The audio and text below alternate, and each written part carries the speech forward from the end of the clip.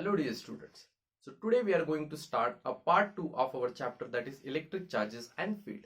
So far in this chapter we have studied charges, which is an intrinsic property of a matter. Then we have studied Coulomb's electrostatic law, which states that the electrostatic force of attraction or repulsion between any two-point charges is directly proportional to the product of magnitude of two charges and inversely proportional to the square of the distance between them. Then we have studied electric field, which is nothing but the force experienced by unit positive test charge, which is measured in Newton per Coulomb. Then we have studied electric field lines, which is nothing but the geometrical representation of electric field strength. So you know that for positive charge, the electric field lines are radially outwards, and for negative charge, the electric field lines are radially inwards. Then we have studied electric dipole, which is nothing but a system of equal and opposite charges separated by certain distance. And then we have studied dipole moment. How do you denote dipole moment? P equals to Q to A. So you take either of the charge and the dipole axis. That will get you electric dipole moment. Now let us start a part 2 of our chapter, that is electric charges and field. And the part 2 begins with a very important concept that is known as electric flux. Electric flux, which is denoted by phi. Now before I tell you what is electric flux, it is very important to understand area vector first. Once you understand area vector, this concept, then only the thing become very easy to understand electric flux. So before we study actual electric flux, let us understand little bit about area vector. Now most of the students might be confused ki why sir is telling area as a vector, because your common knowledge tells you ki area is a scalar quantity, but area is not a scalar quantity. Not always area is the scalar quantity. So area vector, in the sense what I am going to give one particular direction for area also. So the direction itself adds a meaning to it, right? It makes him a vector quantity. You know that area has a magnitude, but how does an area has a direction? Let us understand this first. So now suppose I have this coordinate axis. This is x axis, this is y axis, and this is z axis. And now I take a square and I'll label this square as A, B, C and D, and give a side as A and A. Now since it is a square, all sides are equal. Now if I ask any student to calculate the area of this square, so what you will write directly? Area of this square ABCD is nothing but side into side, that is nothing but A square. Yes or no? As simple as that. But how to represent area vector? Now this A square represents its magnitude, but what about the direction?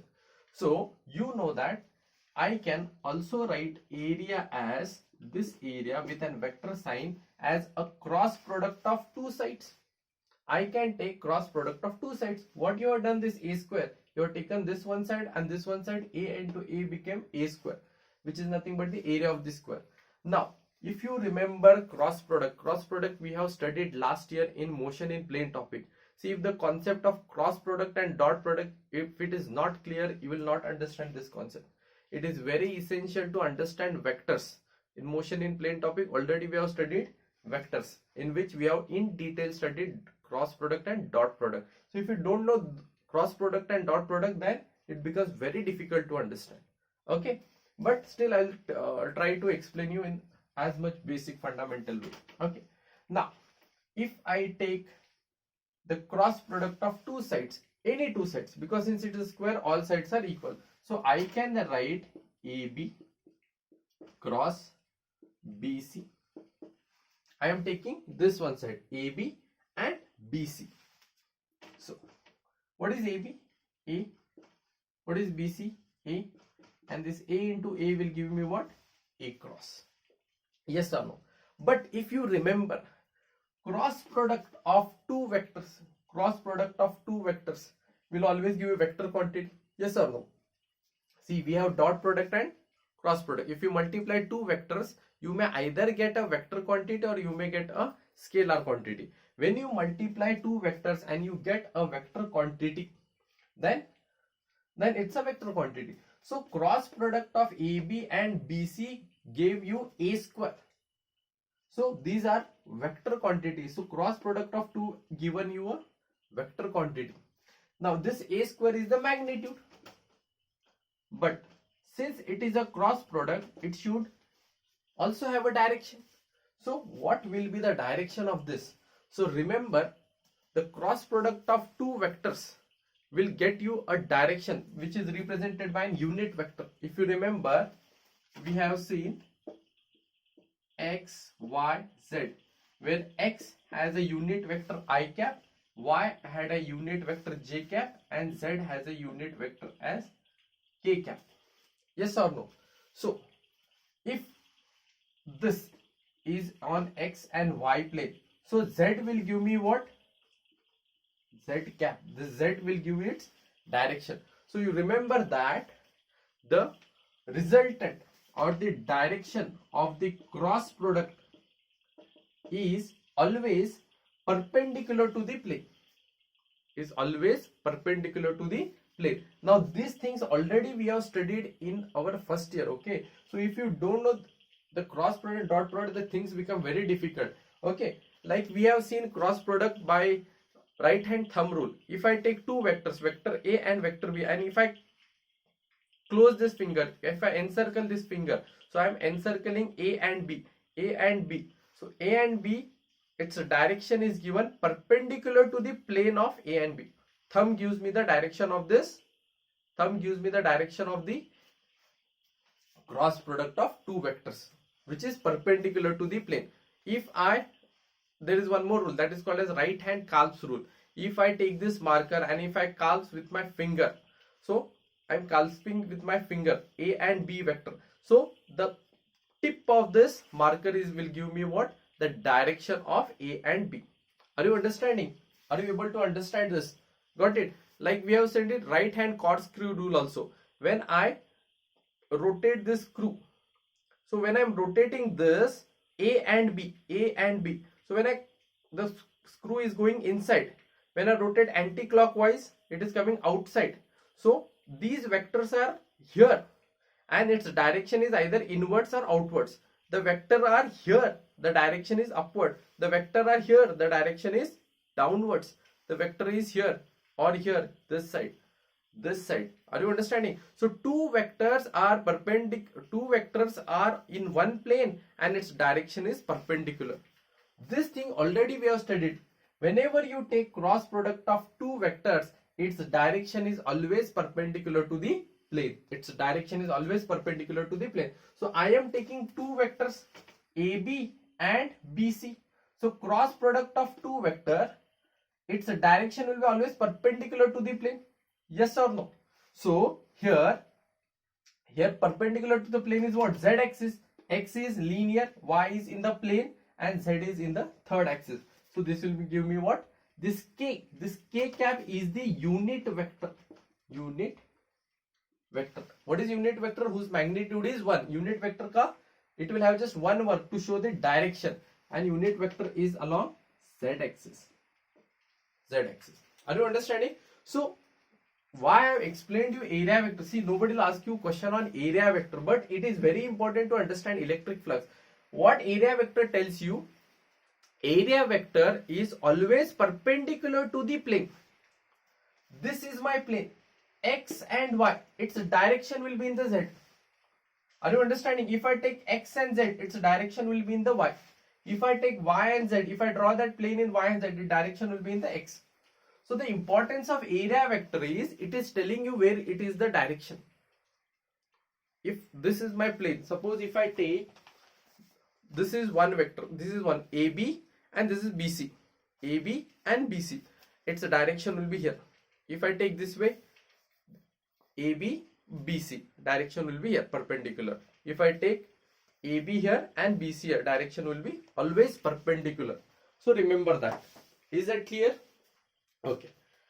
So shall I erase this? You can, if you want, you can note it down, or else it's okay. The only thing is you should understand that the cross product of two vectors is always perpendicular to the plane. Direction is always perpendicular to the plane. And if you don't know cross product and dot product, then you will not understand anything. Okay. I'll give few examples so things will be very clear to you.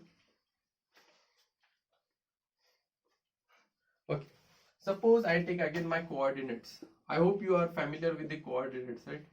Polar coordinates. X, this is y, and this is z. You know that x will have unit vector I cap, y will have unit vector j cap, and z will have unit vector k cap. You should know these things. Okay, fine. Now, see here, if I take a square or a rectangle in this, see, maybe length into breadth, and I label it as A, B, C, and D. Okay, so this is one rectangle which is in the x and z plane. X and z plane. It is not nowhere concerned with the y axis. So come on, tell me what will be its area vector. Area vector, first you should give its magnitude. Magnitude will be what? Length into breadth, since it's a rectangle. Now this length into breadth will give me its magnitude. Length will be some 2 meter, breadth will be 3 meter, 3 2s are 6. That 6 is the magnitude. What about the direction? So now this is in x and z plane. X and z plane. Where will be the direction? It will be the y plane. So y has a unit vector j cap. So this represent area vector of this plane, this plane. So wherever there is a plane, perpendicular to the plane will be the area vector. Remember this. If this board is my plane, its area vector will be here, either inwards or outwards. Okay, if it is inside, you just write minus. If it is outside, positive. Don't worry about the sign. Okay, fine. You'll be not worried about the sign once you understand cross product and dot product. Are you understanding now at least? Okay, I'll give one more example. You try to solve it and you tell me where will be the area vector. Suppose I'll take my coordinates. I'll interchange now. I'll make this x, I'll make this z, and I'll make this y. And suppose this is my spherical body or circular body. And this circular body is in YZ plane, or it might be in XY plane, anywhere. So now for my instance, I will keep this body, a plane body, a circular body on YZ plane. Come on, tell me its area vector. It has a radius R. What will be its area vector? It's a circle or it's a spherical body. So area of circle is what? First we will find magnitude. How you find area of circle? Pi r square. So pi is 3.142, r is the radius. Substitute, you will get one number. That number is the magnitude. But what about its direction? So it is in YZ plane. So its direction will be in what? X, no? So x will be having unit vector what? X will have unit vector as I cap. It may be here in x-axis or here. If it is at the bottom, write minus. So this is the area vector. This is the area vector. I hope now things are very clear once you understand this example. Same circle, if I instead of circle I take any this what is that? Triangle. So what will be the area vector? Try to find it out before do I find. Come on. It's a triangle. What is the formula to calculate the area of triangle? Half breadth into height. Half base into height. Yes or no? So half a number, base you will get one number, base, height you will get certain number. That number when you multiply and divide by 2 you will get one quantity. That quantity is representing the magnitude. But what about the direction? Now it is in Z plane, it is in X plane. This triangle is in ABC triangle is in XZ plane. So if it is in XZ plane, where will be the area vector? Perpendicular to the plane. It is always perpendicular to the plane. So this y axis will be the what? So y will have unit vector what? This will have I, this will have j, and this will have k. So it might be here or it might be there. So here will be j. Have you understood this? Have you understood? You can try with several examples.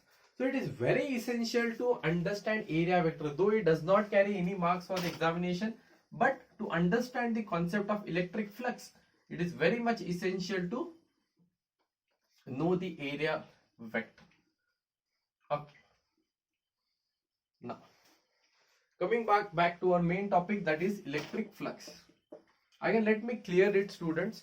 if you don't know what is cross product and dot product, unfortunately you may not understand few things, because this is basic. Okay, but still if you don't understand, you can add in the comment section. I can make a separate video on cross product and dot product. Okay, these things you have already studied in first year. I don't know how many of you have studied, but it's basic. Without vectors, second year is quite difficult. Okay, you should be very much thorough with the vectors. Okay, when you understand the vectors, most of 50% of the work becomes easier. So coming back to our main topic, that is electric flux. So electric flux is denoted by phi. So let me write a definition first, then I'll explain. Electric flux is nothing but the total number of electric field lines, total number of electric field lines passing normally to the surface, or you can write perpendicular to the plane, as however you feel, perpendicular to the plane. So, note it down, then I'll explain you. So electric flux is nothing but the total number of electric field lines passing normally to the surface. Whenever I say normally, I'm telling about 90-degree right angle, passing normally to the surface or perpendicular to the plane. Surface and plane are almost same meaning only. Okay, so electric flux are nothing but the total number of electric field lines. You should know what is first electric field lines. If you don't know what are electric field lines, then you'll not understand this. I think in the previous class only sir has taken a class on electric field lines. So just to recall few things, it's a geometrical representation of electric field strength. Just remember, for positive charge, electric field lines are radially outwards, and for negative charge, they are radially inwards. Okay, and they do not form a closed loop, and these lines are always perpendicular to the surface. Okay. Have you noted it down? Okay, so I'll erase this so that I can explain entire thing. So, remember the definition. Electric field lines are nothing but the, electric flux is nothing but the total number of electric field lines passing normal to the area. So suppose this is my conductor, or this is what? Area. This is a cross-sectional area. So electric field lines crossing normal to this plane, is known as electric flux. So just for an example, what is electric flux here? 1, 2, 3. So 3 lines are crossing. Just one example to understand. If I take one more of same size, and now see, here lines are how many? 1, 2, 3, 4, 5. Now if I increase the density of the line, what I am doing? Indirectly I am increasing the electric field strength. If I take a charge of a very big magnitude, and if I increase the electric field strength, so I am going to get more lines.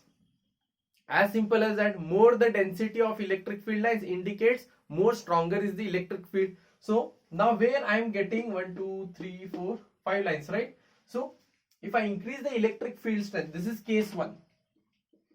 In case 2, what I am doing? I am just increasing the electric field strength. So increasing electric field strength in the sense what? Increasing the electric field lines. So where I was getting 5 lines, now I may get a more lines or crowded lines. Yes or no? Some lines will be outside only. So how much I am getting? 1, 2, see. You should count the lines which is crossing normal to the surface. So 1, 2, 3, 4. Don't worry about the angle. Okay, I'll come back to the angle afterward. Just see how many they are crossing the normal. 1, 2, 3, 4, 5, 6. 6. Got it? Now, there were lines here also. In case 3, what I am going to do is, I am going to increase the surface area, because some lines are going without crossing this surface area. So I will take a little bit larger surface area compared to these two. Here the surface area were same. Here electric field strength was weak. Here it was stronger. So since it was stronger, I got a more lines. Now I increase the area. So the lines which were not crossing, that also they may cross. So just see, just one example to understand. Just feel what is electric flux. Then later understand the definition. The lines which were not crossing now, they are also crossing. Because the surface area is increased of the conductor or of any plane surface. Okay. So 1, 2, 3, 4, 5, 6, 7, 8, 9, 10, 11. So here 11. Now go back to the definition. What it tells you. Electric flux is nothing but the electric field lines crossing or passing normally to the surface. So here electric flux is 3. Electric flux, don't worry about the numbers, 6, and here electric flux is 11. So looking at 3 cases, you understand that here the electric flux is more, here electric flux is less, and here electric flux is on the medium intermediate size. Are you understanding? So suppose this is a plane. So number of electric field lines passing through this plane is called as what? Electric flux. Okay. It may enter or it may leave. You know that if it is going away, it is a positive. If they are entering, then it is negative. That's what you have studied in electric field lines. So this is what the electric flux means. Now let us go back a little bit to the mathematics. Have you understood what is electric flux? But don't forget the area vector which you have studied a few minutes ago, okay? Because we are going to apply it now.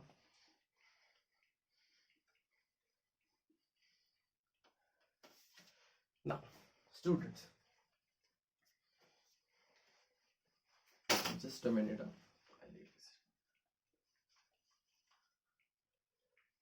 So, electric flux, which is denoted by phi. Okay. Now, what you have observed, this phi is directly proportional to the electric field. All of you agree with this? This phi is also directly proportional to the cross-sectional area dA. I'll take dA, okay, because I was continuously changing the area. Okay, or in some textbook you'll find they have taken ds, or in some textbook they have also taken as A. No problem, don't worry about the denotation. So you know that the stronger the electric flux, the more will be the stronger the electric field strength, more will be the flux. You have just now seen in second case where I increase the electric field strength, flux also increased from 3 it went to 6. And as I increase the area dA, flux also change. Yes or no? So can I write flux as E dot dA? E dot dA. Okay. Now, is there angle to play some role here? Definitely, angle is going to play a role here. So usually how do we write? E dA cos theta. I'll tell you how I cos theta. And obviously it's a cos theta means dot product. Okay, you should know dot product. Dot product is the product of magnitude of the two vectors and cosine of angle between them. And for cross product we consider sine of angle between them. Now let us understand how does angle play roles here. See, so actually this is the proper equation of the electric flux. Electric flux is nothing but E dA cos theta, where E is electric field strength and dA is the area vector. dA is the area vector. Now see how dA is the area vector. Suppose I take a plane only. Just a minute. I'll draw a plane and I'll make you understand. Now suppose there is a random plane here. Okay. Now since this is the plane, you know that where will be the area vector. Come on, tell me. If this is the plane, this will be length and this will be breadth. So area vector will be what? Perpendicular to the plane. Yes or no? So I will take this as perpendicular to the plane. So this is dA. Are you understanding? If this is the plane, perpendicular to the plane will be the area vector. Yes or no? So area vector is here perpendicular to the plane. So I'll just give name as A and B. A and B are in X, B is in Y. So area vector will be perpendicular to this plane. So I cannot show that line here. Actually it should be outside, but since the board is two-dimensional, I cannot show outside. So this dA is perpendicular to this plane. I hope you understand the meaning of perpendicular. If this is dA, if this is the plane, dA would be here. Now I cannot show dA here. Okay, this dA, are you understanding? Okay, what this dA indicates?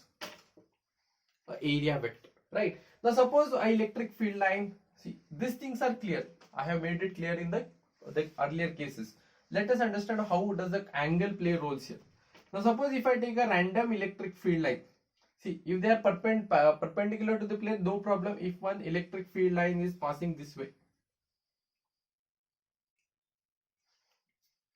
this is the electric field line, one electric field line, and it is making an angle theta with respect to dA, with respect to dA.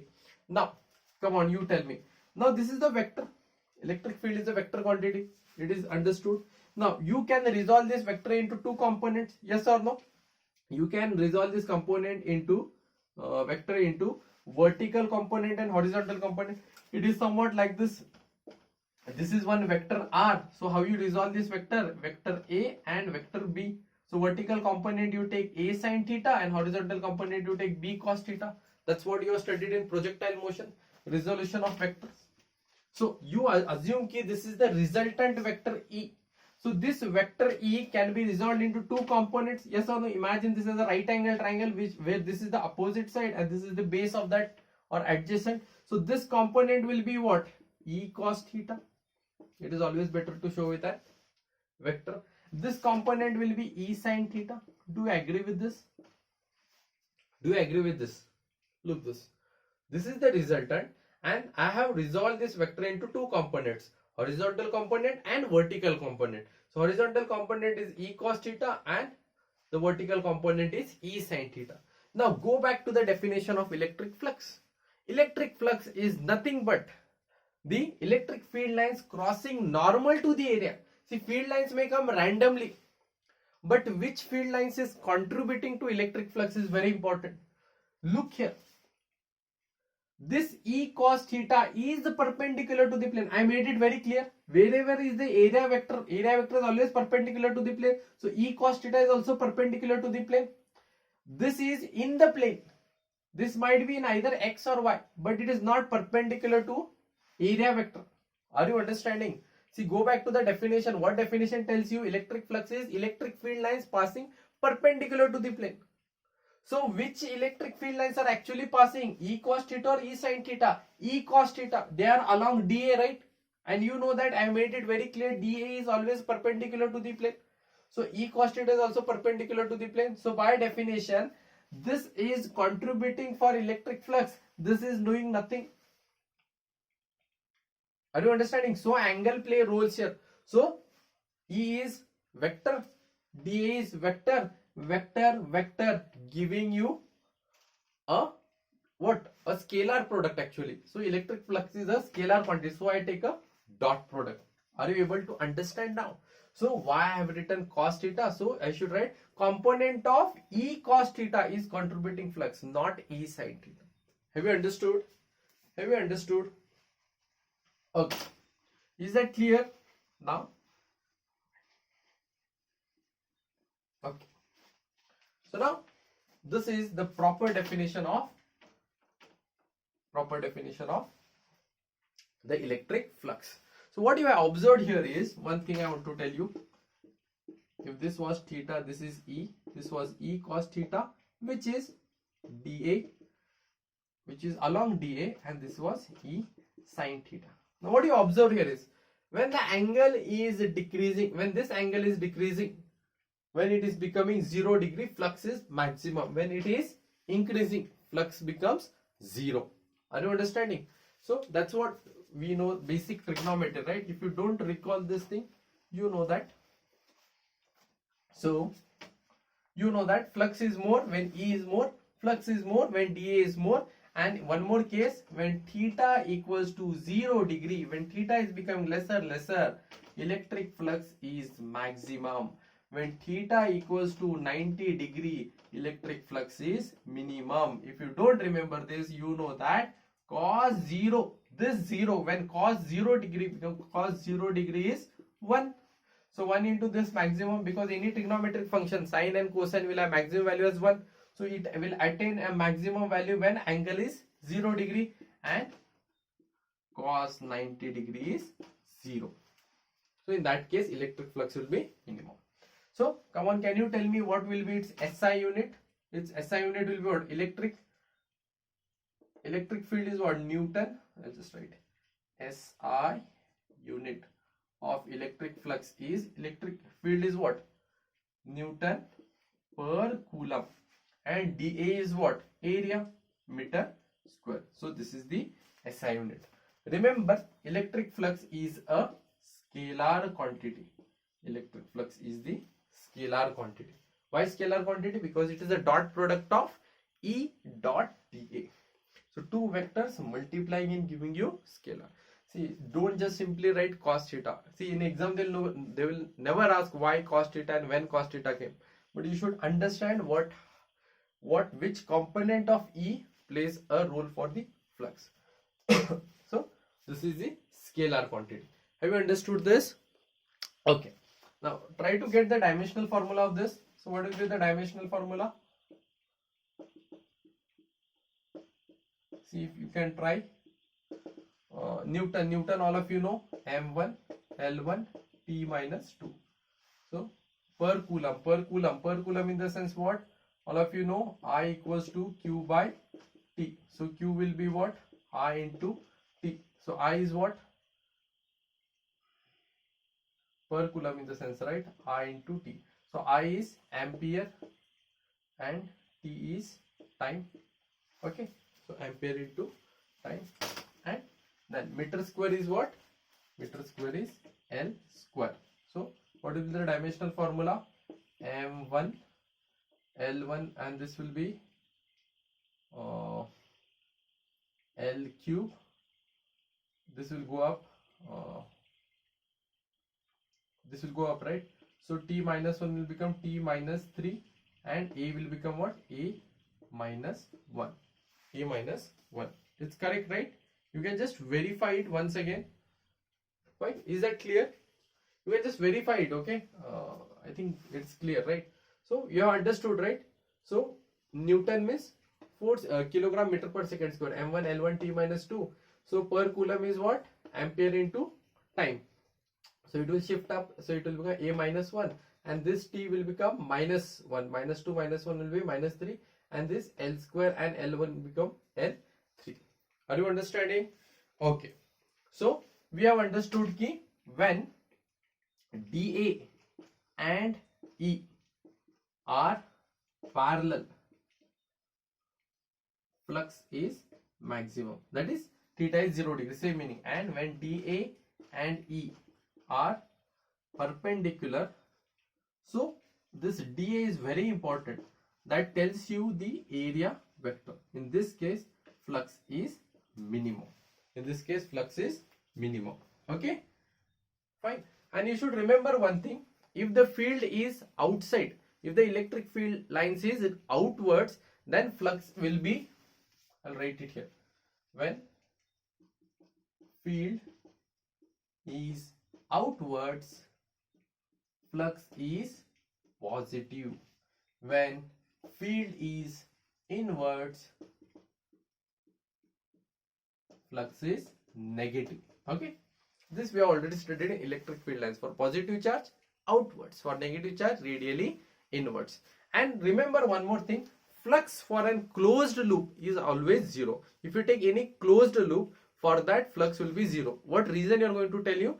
What reason will give you is that flux entering is equal to flux leaving. So whatever flux enter in that closed loop, that much will leave. So in that case also, in flux in a closed loop is always 0. But recall all those things. Fine.